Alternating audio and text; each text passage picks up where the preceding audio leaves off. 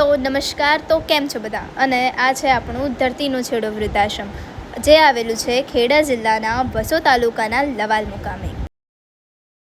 તો કેમ છો? મજામાં ને? બસ મજામાં. અને ક્યાંના છો તમે? અમે કડીના છીએ. શું નામ છે તમારું? મારું નામ સાધુ જનક. ઓકે, એટલે મહેસાણા જિલ્લાના છો તમે? અને મહેસાણા જિલ્લો અમને ઓલવેઝ મદદગાર થતો જ હોય છે. ઓકે. અને તમારી તરફથી આજનું અમારું એનું ભોજન છે તે બદલ તમને thank you so much. Thank you.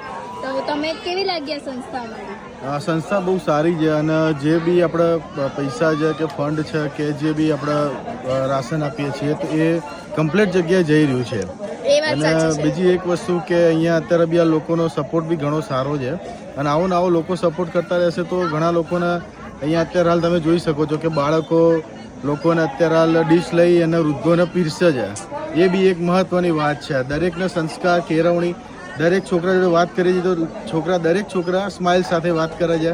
દાદા દાદી બી કેવું છે કે જ્યારે બી સામું જોવે છે તો જય શ્રી કૃષ્ણ બોલે છે. એક સંસ્કારનું રૂપ બી છે અહીંયા. એટલે બહુ અહીંયા આનંદદાયક લાગ્યું અને બહુ સારું એવું છે. એટલે બેસ્ટ છે. તો તમારે જેટલું થાય એટલી મદદ કરજો. ઇવન 100 થી બી સ્ટાર્ટ કરશો તો બી સારું છે. Thank you so much. તો રિક્વેસ્ટ છે તમને બધાને પણ.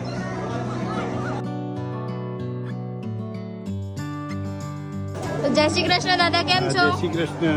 અને ક્યાંના છો તમે? મેમદાવાદ તાલુકો વડોદરા. ઓહો, મહેમદાવાદના છો તમે. તો કેવું લાગ્યું અમારું વૃદ્ધાશ્રમ?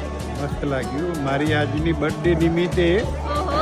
તો આપણા જે સંકુલના બાળકો છે તે પણ અહીંયા આવી ગયા છે અને આપણા જે બા દાદા છે તેમને પણ મદદ કરી રહ્યા છે. મળશું એક નવા વિડીયો સાથે. ત્યાં સુધી જય શ્રી કૃષ્ણ, જય માતાજી.